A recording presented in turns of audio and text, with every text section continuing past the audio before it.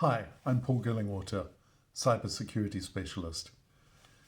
This is unsourced and largely speculative, based on reporting from news sources which may or may not be reliable. It's also my opinion. I'm referring, of course, to the recent attack on the US pipeline on Friday. This attack may actually have started on Thursday.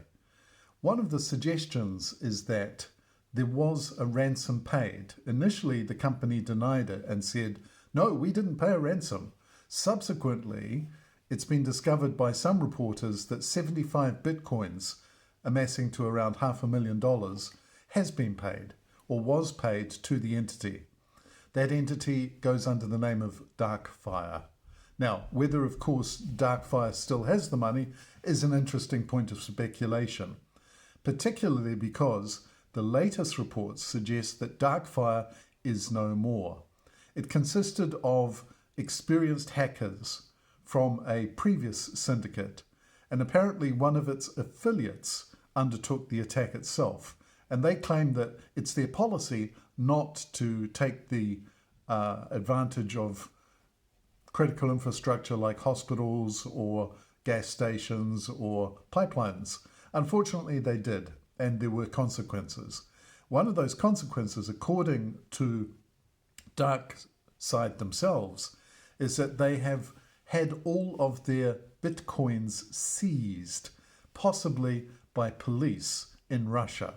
So it seems that some actions or threats may have taken place from President Biden to President Putin in Russia, which have caused law enforcement in Russia to stamp down hard on this particular successful criminal. Unfortunately, successful was not enough. They also didn't pay off the bribes to the right people, or they proved to be an embarrassment to the Russian government, which decided to terminate their endeavors. Now, hopefully, it won't lead to termination of individuals, although I feel this is unlikely given the very close working relationship between Russian intelligence sources and Russian criminal groups who engage in hacking for pay. Now, talking about the pipeline again, it's been a few days and people are saying, where's our gas? Well, it takes time to fill a pipeline. This is several hundred kilometers long, and it takes over a long time, 3 or 4 days, for the pipeline to be functional again, because it takes a speed of around 5 miles an hour for the gas to actually fill the pipeline. So that takes its time. Now, about the attack itself, what we think we know is that this was probably targeting on some well-known existing vulnerabilities in Windows. And then a number of vulnerabilities were used to traverse and take over other parts of the network. So this was a very sophisticated operation, but they didn't need to use a 0-day. And the reason for that is, unfortunately, the pipeline defenders, in other words, the company which owns the pipeline, whom I won't mention, made certain choices that might not have been that clever, particularly in terms of network segmentation, in terms of the measures that they had or should have had in place. And some of that may be the subject of litigation. So I'm merely offering my opinion here. I'm not talking from a position of known facts.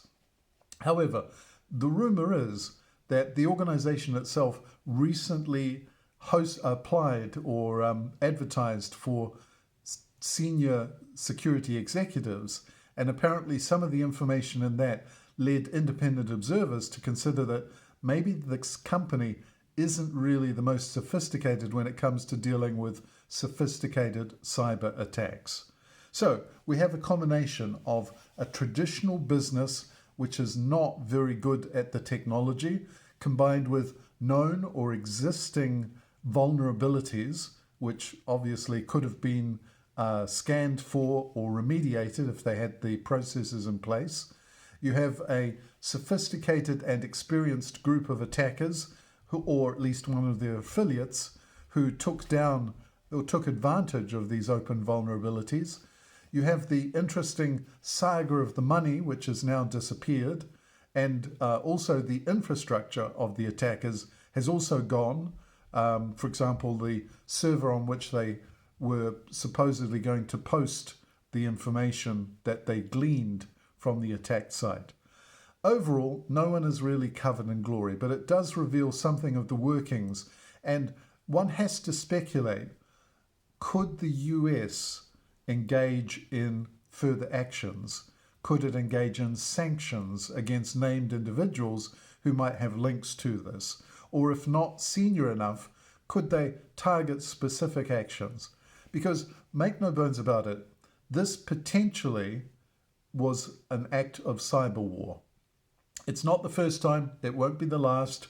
Covert attacks between major nation states go on all the time. You would be surprised. And actually they have a long history, because when you look at the actions of the CIA and go back 30 or 40 years, one of their first targets, allegedly again, was a Russian pipeline with Canadian software. Anyway, hopefully you found this interesting, and I hope to comment in future on similar things. I'll just mention before I go, this weekend we've also seen the whole of the Republic of Ireland shut down their health system, or at least the parts of the system relating to registering of patients and patient records. Why? Because one of the maternity hospitals in the system was taken over again by a ransomware attacker. And once again, the saga continues, and people are the ones who are suffering from this.